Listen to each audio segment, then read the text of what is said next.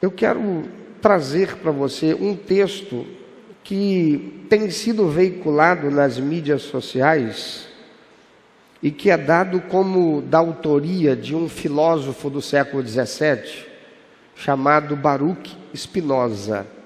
Não é confirmado que esse texto, de fato, pertença ou tenha sido da lavra deste filósofo. Mas corre a internet dando a ele a autoria que é questionável. Dá-se autoria, quero crer, dá-se autoria a esse filósofo Baruch Spinoza em virtude do que foi o seu trabalho, a sua obra, né? Baruch Spinoza, ele foi um filósofo holandês de origem judaica, nascido de uma família que fugiu da Inquisição lusitana. Um dos primeiros pensadores do iluminismo e da crítica bíblica moderna, incluindo das modernas concepções de si mesmo e do universo, Baruch Spinoza veio a ser considerado um dos grandes racionalistas da filosofia do século XVII. Mas lá em 27 de julho de 1656, a sinagoga portuguesa de Amsterdão puniu Spinoza com o Keren, que é o equivalente hebraico da excomunhão católica. Então ele foi excluído do judaísmo por causa dos seus postulados a respeito de Deus na sua obra, defendendo que Deus é o mecanismo imanente da natureza e que a Bíblia é uma obra metafórico-alegórica que não pede leitura racional e não exprime a verdade sobre Deus. Olha como isto da filosofia de Spinoza está tão presente hoje na nossa sociedade. Aqueles, sobretudo, que são chamados de esquerda, aqueles, sobretudo, que esposam ideias socialistas, aqueles, sobretudo, que são os comunistas desse tempo, sobretudo os socialistas e comunistas de iPhone, esposam exatamente essas ideias, refutam a Bíblia como sendo de uma fonte divina, oriunda verdadeiramente da inspiração de Deus, mas de uma criação metafórico-alegórica, e que não deve ser vista e respeitada por aquilo que se propõe ser a palavra de Deus. E eu quero ler esse texto que está aí sendo veiculado nas mídias sociais, como sendo de Spinoza. E se não é da lavra dele, se não foi ele quem escreveu, não foge daquilo que é a sua obra filosófica. Nesse texto, ele apresenta falas como sendo de Deus, como se Deus estivesse falando. É como se Deus estivesse dizendo para o homem e se revelando ao homem a respeito do que ele pensa e do que ele espera do homem. E esse texto diz assim para o homem: para de ficar rezando e batendo no peito. O que eu quero que faças é que saias pelo mundo e desfrutes da tua vida. Eu quero que gozes, cantes, te divirtas e que desfrutes de tudo o que eu fiz para ti. Para de ir a esses templos lúgubres, obscuros e frios que tu mesmo construíste e que acreditas ser a minha casa. Minha casa está nas montanhas, nos bosques, nos rios, nos lagos, nas praias. Aí é onde eu vivo e aí expresso o meu amor por ti. Para de me culpar da tua vida miserável. Eu nunca te disse que há algo mal em ti, ou que eras um pecador, ou que tua sexualidade fosse algo mal. O sexo é um presente que eu te dei, e com o qual podes expressar teu amor, teu êxtase, tua alegria. Assim, não me culpes por tudo o que te fizeram crer. Para de ficar lendo supostas escrituras sagradas que nada tem a ver comigo. Se não podes me ler num amanhecer, numa paisagem, no olhar de teus amigos, nos olhos do teu filhinho, não me encontrarás num livro. Confia em mim e deixa de me pedir. Tu vais me dizer como fazer o meu trabalho? Para de ter tanto medo de mim.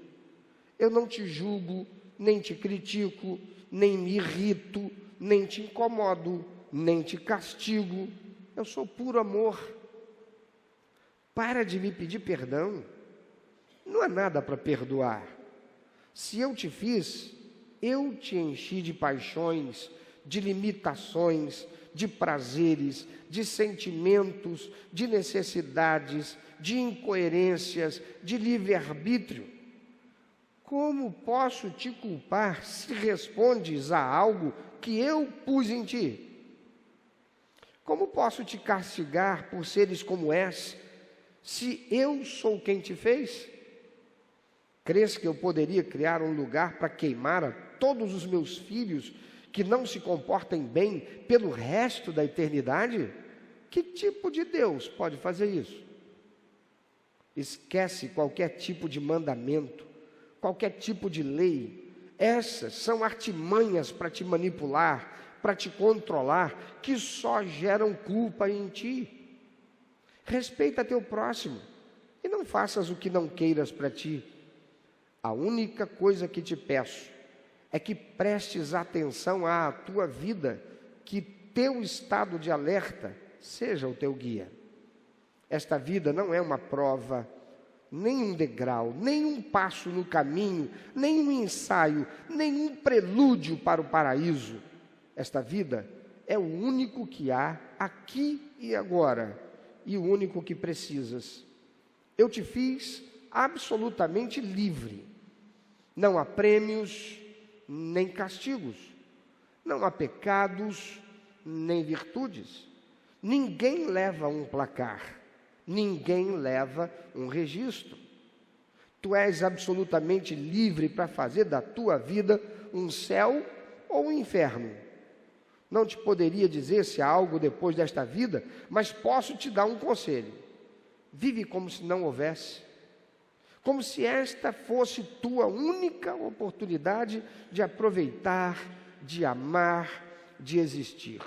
Assim, se não há nada, terás aproveitado da oportunidade que te dei. E se houver, tem certeza que eu não vou te perguntar se foste comportado ou não. Eu vou te perguntar se tu gostaste, se te divertiste. Do que mais gostaste? Do que aprendeste? Para de crer em mim. Crer é supor, adivinhar, imaginar. Eu não quero que acredites em mim. Eu quero que me sintas em ti. Quero que me sintas em ti quando beijas tua amada, quando agasalhas tua filhinha, quando acaricias teu cachorro, quando tomas banho no mar. Para de louvar-me. Que tipo de Deus ególatra tu acreditas que eu seja? Me aborrece que me louvem, me cansa que me agradeçam. Tu te sentes grato? Demonstra-o cuidando de ti, de tua saúde, de tuas relações, do mundo. Te sentes olhado, surpreendido? Expressa a tua alegria. Esse é o jeito de me louvar. Para de complicar as coisas e de repetir como papagaio o que te ensinaram sobre mim. A única certeza é que tu estás aqui, que estás vivo e que esse mundo está cheio de maravilhas. Para que precisas de mais milagres? Para que tantas explicações? Não me procures fora, não me acharás. Procura-me dentro, é aí que eu estou batendo em ti. Amados, que texto bonito, que texto poético, que texto gostoso de ouvir. E que texto que está sendo colocado e dito em outros contextos e com outros textos, concordando com tudo o que aqui foi dito, falando de um Deus que parece ser o Deus cristão.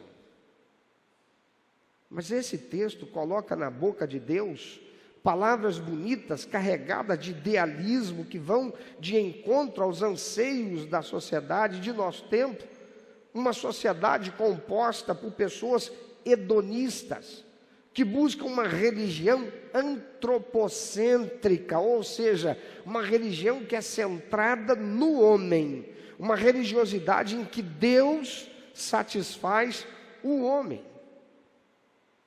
Há uma corrente que ensina que Deus está interessado apenas em que o homem tenha boa intenção em tudo o que fizer. Isso será suficiente para agradá-lo.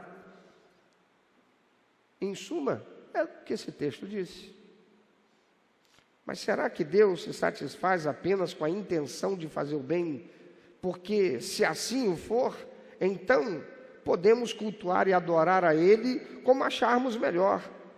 Porque a intenção e não a forma, basta a intenção. Mas se é assim,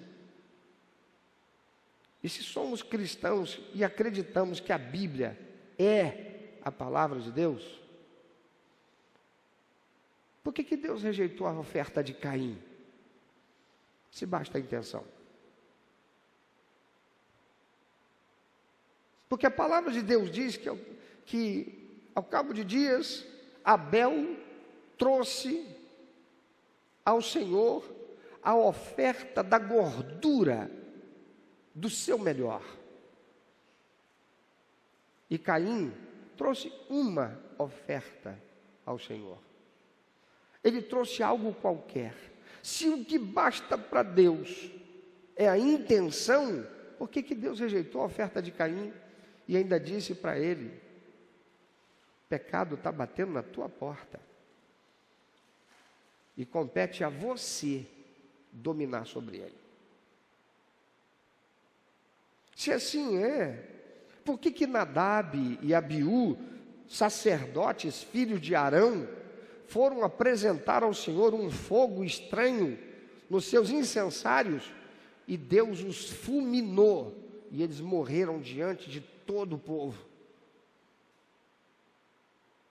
Porque Deus rejeitou o que eles foram consagrar.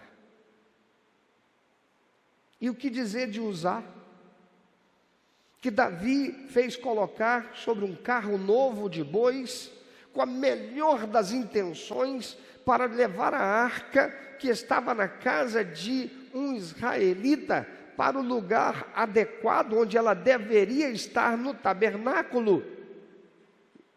Um carro de bois novinho, animais que não tinham sido usados para outro fim em trabalho e agora estavam ali exclusivamente para servir a honra e a glória de Deus. E quando os bois tropeçaram, a arca correu e ela ia cair ao chão, e Uzá, com a sua melhor intenção para proteger a arca, colocou suas mãos e a segurou, não deixando que ela caísse. Mas ele foi fulminado pela ira de Deus.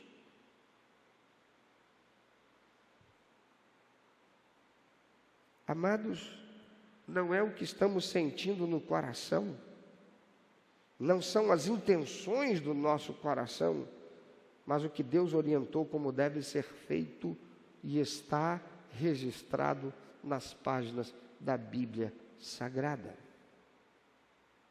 Não existe Deus cristão sem Bíblia, porque é a Bíblia quem revela o Deus cristão. Não há Deus judaico sem a Bíblia, porque é a Bíblia que revela o Deus judeu. Não existe Deus verdadeiro, Senhor do céu e da terra, Criador do universo, de todas as coisas que neles há, sem a Bíblia,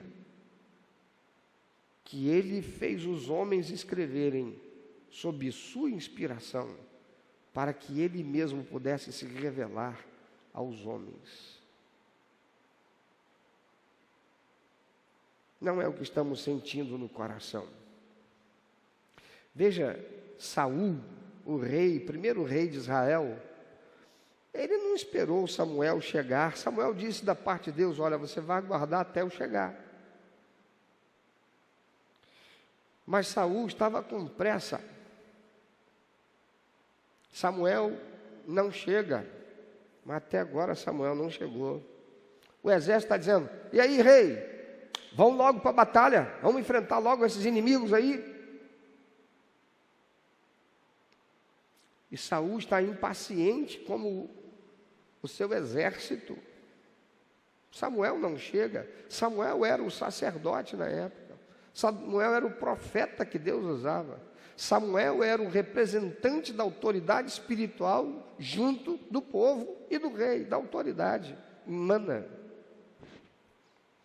Mas Saul, pressionado pelas circunstâncias, ele resolve pegar lá e realizar ele mesmo o sacrifício. A sua intenção era agradar a Deus, a sua intenção era dizer: Senhor Deus de Israel, estamos te honrando, celebrando ao Senhor com esse sacrifício, buscando agradar ao Senhor para que o Senhor nos dê a vitória na batalha. E quando ele está fazendo isso, quem é que chega? Samuel. E Samuel tem que dizer para ele o que Deus manda. E o que Deus manda Samuel dizer para ele? Deus não se agrada de sacrifício. Ele se agrada que seja cumprida a sua vontade. E porque você não soube honrá-lo, obedecendo a sua palavra,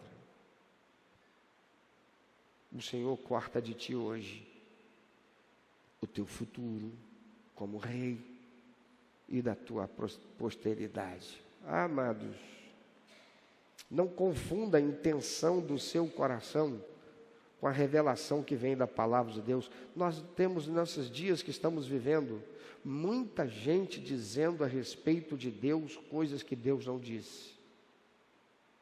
É tanta gente dizendo: não é assim que Deus faz. Alguém conta determinada coisa, não, porque tal e coisa, e Deus me abençoou, eu sofri essa situação e tal, mas eu tive esse livramento. Mas é porque é assim mesmo que Deus faz, não é? Não cita um texto bíblico que ampare isto como verdade. Fala daquilo que é, o que acredita ser, sem nenhum amparo autoritativo, a palavra de Deus.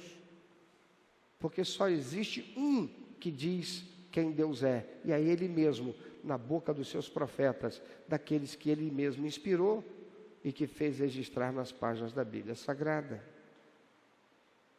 Então, não mergulhe na palavra de Deus, que é a única e verdadeira autoridade que o homem pode ter para revelar quem Deus é, se você não quiser acreditar que exista a verdade.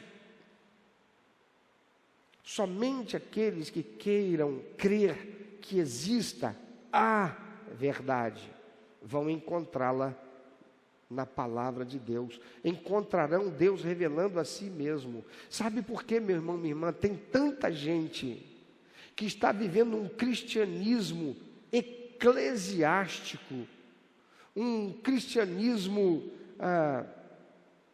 acadêmico, um cristianismo filosófico, porque a Bíblia não é para eles a revelação que Deus faz de si. Porque a palavra de Deus não existe, existe a Bíblia como um registro histórico, como um registro da impressão da religiosidade de um povo. e que no fundo, nada mais é do que uma base filosófica para se falar a respeito de coisas transcendentes que o homem chama de Deus.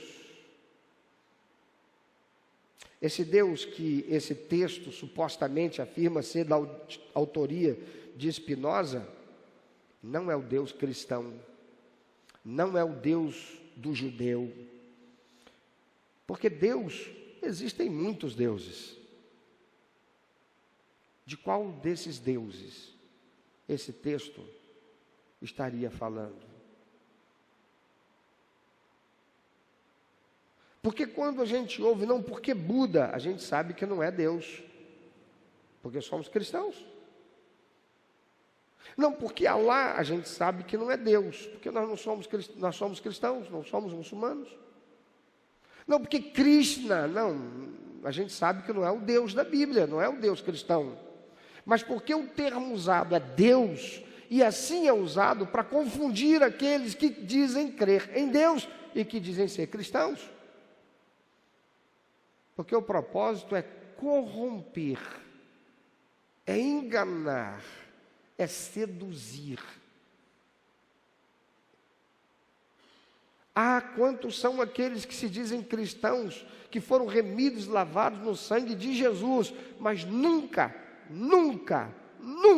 leram a Bíblia Sagrada. Leem porções, textos escolhidos na conformidade da sua vontade, do seu bel prazer, do seu desejo, da sua afinidade, mas nunca leram a Bíblia. A Bíblia vai de Gênesis a Apocalipse. A Bíblia tem contexto, a Bíblia tem história, a Bíblia tem cronologia. A Bíblia é revelação que Deus faz de si através da história, usando homens, usando mulheres, para nos ensinar princípios, valores, e quem Ele é, e o que Ele espera da humanidade. Existem muitos deuses, mas esse não é o Deus vivo, porque o Deus vivo se revela na Bíblia Sagrada, que não é um Deus segundo eu quero que seja, ou que a teologia liberal, ou que o politicamente correto, ou a ideologia, seja qual for, diz existir, e que é assim, ou que é assado. Não porque Deus é desse jeito, não porque Deus faz assim. Que Deus? Qual Deus? O Deus da Bíblia, aquele que é imutável, princípio e fim de todas as coisas, o eterno e verdadeiro, é o único que tem autoridade para falar a respeito de si mesmo, e quem o queira conhecer deve se debruçar para a revelação que ele faz sobre si mesmo, lendo e estudando as Escrituras Sagradas, a Bíblia Sagrada, que vai de Gênesis até Apocalipse. Você já leu? Você tem lido? Você tem estudado? Interessante que, principalmente os jovens, investem muito recurso de tempo, de vida e de dinheiro em livros e em estudos acadêmicos, mas não estão investindo em conhecer a Deus. E conhecer a Deus não basta ler a Bíblia, é preciso ter um relacionamento com Ele. E não se tem um relacionamento com Deus apenas por ler a Bíblia. É preciso estudá-la. E é preciso ter uma vida de oração, de disciplina espiritual. Mas é voltando-se, sobretudo, para a Bíblia. O Deus que encontramos lá na Bíblia não é nada disso que esse texto, supostamente, de Spinoza e a narrativa encontrada na sociedade do nosso tempo, nada do que está sendo dito por esses. Esse Deus do texto é o Deus que o homem quer que exista, que não põe ordem, não exige ordem. É o Deus que diz: você quer me encontrar? Viva a vida. Eu estou na vida. Não aceite essa coisa que faz você se sentir pressionado, cobrado. Pecado, que pecado? Não existe pecado. É tudo que o homem que é pecador quer ouvir. Esse Deus do texto é exatamente isso, o Deus que o homem quer que exista. Mas o meu Deus, o Deus da Bíblia, ele diz lá em 1 Pedro capítulo 1, versículo 16: sejam santos, porque eu sou santo. E ser santo é ser separado, exclusivo para Deus. Porque devemos satisfazer a Deus, não é o inverso.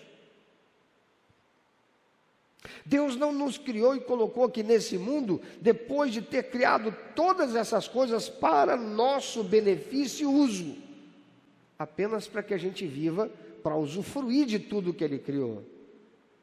Ele nos criou, diz Efésios capítulo 1, com o propósito de honrarmos a Ele, de vivermos com Ele, tendo um relacionamento com Ele que dê prazer ao seu coração. O meu Deus, o Deus que se revela na Bíblia Sagrada, Ele inspirou aqueles que a escreveram para nos fazer saber que todos pecaram e destituídos estão da glória de Deus, Romanos capítulo 3, versículo 23, e que o salário do pecado é a morte, mas o dom gratuito de Deus é a vida eterna, Romanos 6, 23, e que se confessarmos os nossos pecados, Ele é fiel e justo para nos perdoar os pecados e nos purificar de toda injustiça, 1 João 1, 9, aleluia. O meu Deus, o Deus da Bíblia, Ele se fez homem, habitou entre nós, perfeito e sem pecado, porque o primeiro homem criado por Deus no mundo perfeito foi seduzido e tentado por Satanás para ser autossuficiente, para satisfazer a si mesmo, para que Deus pudesse satisfazê-lo, mas para viver sem a necessidade de satisfazer Deus. E por causa disso, isso foi pecado e causou separação, ruptura na harmonia do cosmos, na harmonia espiritual, e o homem passou a ser mortal e a experimentar todas as mazelas que a ação de espíritos imundos aos quais foram permitidos estar aqui e roubar, matar e destruir. Mas Deus, o Deus da Bíblia, o Deus do cristianismo, Ele se fez homem, habitou entre nós, viveu aqui, inocente, sem pecado, embora sendo tentado em tudo, e a si mesmo se entregou para morrer naquela cruz, para pagar o preço da dívida dos meus e dos teus pecados, e de toda a humanidade, para que todo aquele que nele crer não pereça, mas tenha vida eterna. João 3,16. Como você vê, são deuses diferentes. O Deus cristão, o Deus da Bíblia, e esse Deus que está sendo falado, propagado por tantos que estão aí, principalmente nos ambientes acadêmicos. Principalmente os ambientes acadêmicos. São deuses diferentes. Então, queridos, tomem cuidado com concordar com aquilo que dizem em nome de Deus, porque é dito com beleza, com poesia, com frases de efeito que são agradáveis e constroem pensamentos coerentes com o politicamente correto e adequado para um viver sem regras. sem obrigações morais, sem obrigações espirituais, sem responsabilidade e sem consequências, porque isso favorece a essa ideologia satânica, corrupta, que está graçando em meio à sociedade no mundo inteiro e que está caminhando para construir a convergência de todas as nações, de todas as sociedades, para um líder só, mundial, e que a Bíblia chama de anticristo, e que já tem sido revelado o seu plano maldito, que em nosso tempo se chama Nova Ordem Mundial. E que está colocando essa ordem nova em todo o mundo, corrompendo a sociedade, destituindo-a dos valores judaico-cristãos, fazendo as pessoas por sedução, com ideias e filosofias lindas na sua apresentação, para corromper, sobretudo a juventude, lá no seu campus universitário, dentro das suas salas de aula, assim como a dona de casa, o cidadão comum, sentado de frente da televisão, para tornar a Bíblia Sagrada apenas um livro, apenas, como disse Spinoza, uma obra metafórico-alegórica, que não deve ser reputada como palavra de Deus e não merece uma leitura racional, porque não exprime a verdade de quem Deus realmente é. Por quê? Porque não coopera para o propósito do anticristo.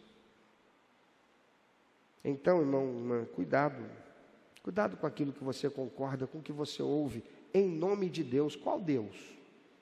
Porque se é o Deus cristão, é o Deus da Bíblia, é o Deus que você diz crer, da Bíblia Sagrada, aquele que se revela na Bíblia Sagrada, aquele que por esta revelação você disse que recebeu como teu único, eterno e suficiente Salvador. Se você não fizer dele Senhor da tua vida, você é um bobo na corte de Satanás, apenas fazendo aquilo para que ele se alegre. Então, cuidado.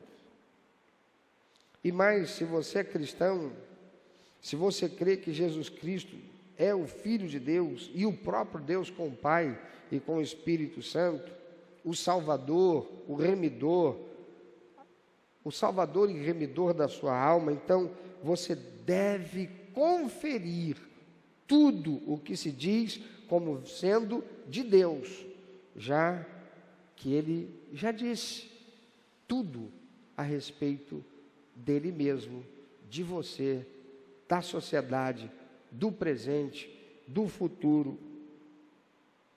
E você só pode constatar e conferir se verdadeiramente é Deus ou vem dele, se você conhecer a Bíblia Sagrada, a Palavra de Deus.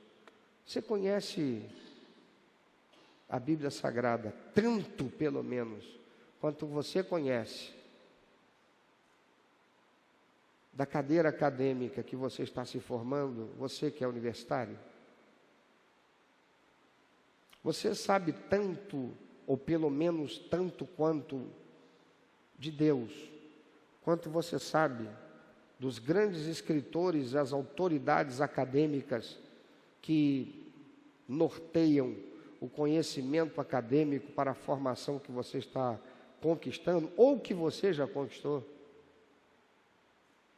Você conhece a escalação do Rei dos Reis, como você conhece a escalação até mesmo da seleção brasileira, de quando você ainda nem era vivo e você sabe de cor.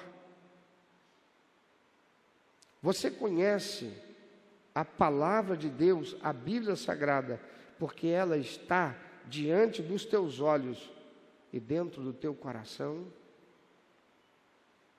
Nós hoje comemoramos uma data para ser motivo de celebração e gratidão a Deus, porque se dizemos, eu sou filho de Deus, porque fui remido e lavado no sangue de Jesus Cristo, que morreu na cruz para me dar a salvação e a vida eterna, é porque existe a revelação de Deus, que a despeito de todos aqueles ao longo de toda a história, que por ideologias, por mais nefastas que fossem, e nas tentativas que fizeram para destruí-la, como ainda hoje estão fazendo e querem fazer em nossa pátria,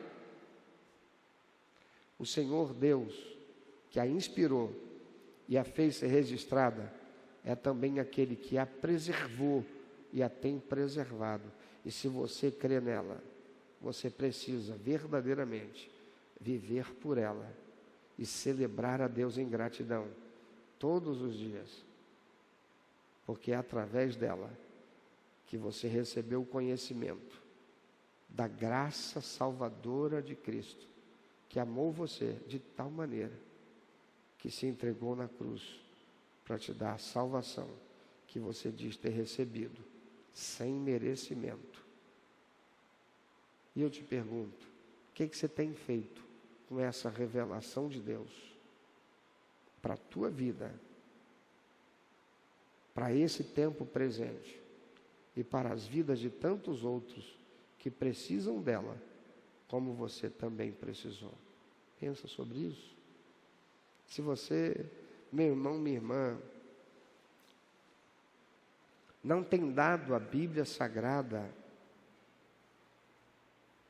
o valor que a ela é devido, se você não tem colocado a Bíblia Sagrada no lugar que ela deve estar na tua vida e no teu coração, você sempre estará sujeito a ser refém daqueles que hoje se apresentam como sendo portadores da verdade, com palavras tão sutis, com construções, frases construídas com tanta beleza, poesia e aparente profundidade, porque tem como tempero a sutileza que vem de Satanás, que é corruptor e que tem como propósito roubar, matar e destruir. Olha para o que está acontecendo com a nossa sociedade.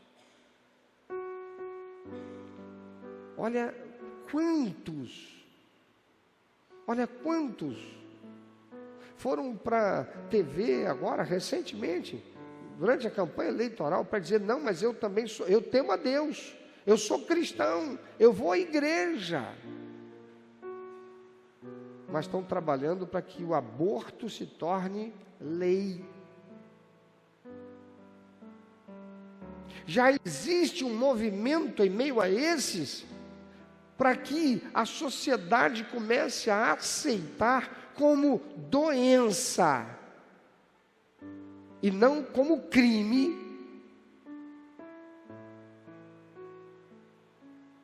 a pessoa ter como preferência o praticar sexo com criança.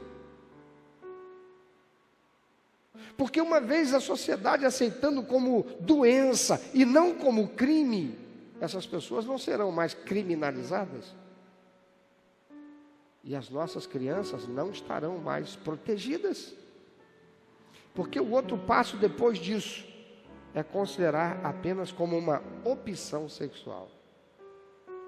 E olha para a história recente, no nosso país, Olha para a história recente nos países chamados progressistas.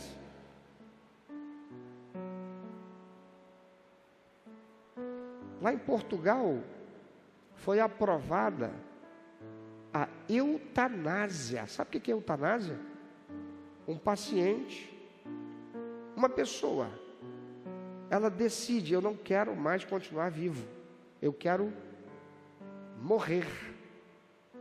Ela procura um hospital, ela procura um médico e diz: eu não quero mais viver, eu quero exercer o meu direito de não mais viver. Então ela vai ser submetida a um procedimento em que ela vai tomar uma medicação que ela não sente dor e morre, porque ela tem o direito de morrer. Aprovado agora em Portugal, um país que trouxe o cristianismo para o Brasil, um país que está cheio de templos cristãos vazios.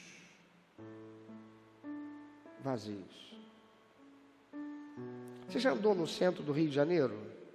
Você já viu a quantidade de templos cristãos, católicos, que são nada mais nada menos do que monumentos históricos? Mais nada, não tem cristãos lá.